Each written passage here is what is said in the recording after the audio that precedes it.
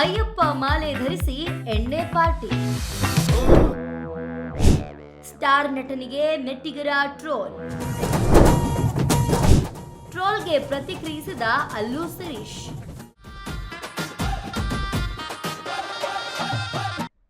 ಅಯ್ಯಪ್ಪ ಮಾಲೆಯಲ್ಲಿ ಪಾರ್ಟಿಗೆ ಬಂದ ರಾಮ್ ಚರಣ್.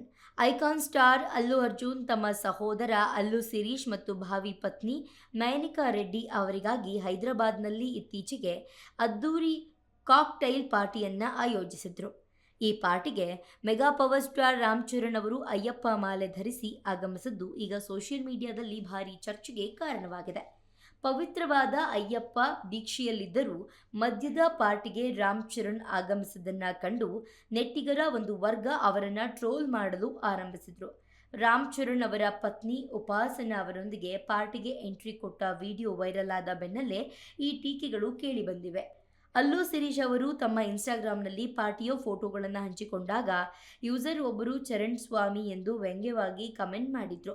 ಇದಕ್ಕೆ ಪ್ರತಿಕ್ರಿಯಿಸಿದ ಅಲ್ಲು ಶಿರೀಶ್, ಸ್ವಾಮಿಗಳು ನಾವು ಮದ್ಯವನ್ನು ಸ್ಪರ್ಶಿಸುವ ಮುನ್ನವೇ ಪಾರ್ಟಿಗೆ ಬಂದಿದ್ರು, ನಮಗೆ ಶುಭ ಹಾರೈಸಿ ತಕ್ಷಣವೇ ಹೊರಟರು.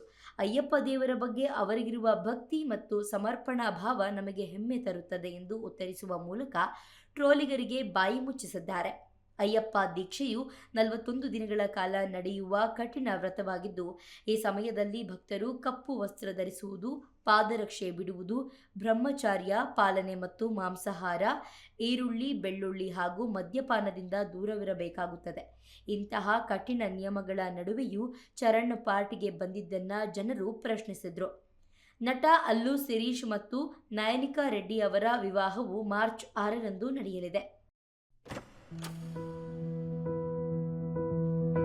ವಿಶೇಷವೇನೆಂದರೆ 15 ವರ್ಷಗಳ ಹಿಂದೆ ಇದೇ ದಿನಾಂಕದಂದು ಅಲ್ಲು ಅರ್ಜುನ್ ಮತ್ತು ಸ್ನೇಹಾ ರೆಡ್ಡಿ ಅವರ ವಿವಾಹ ನಡೆದಿತ್ತು.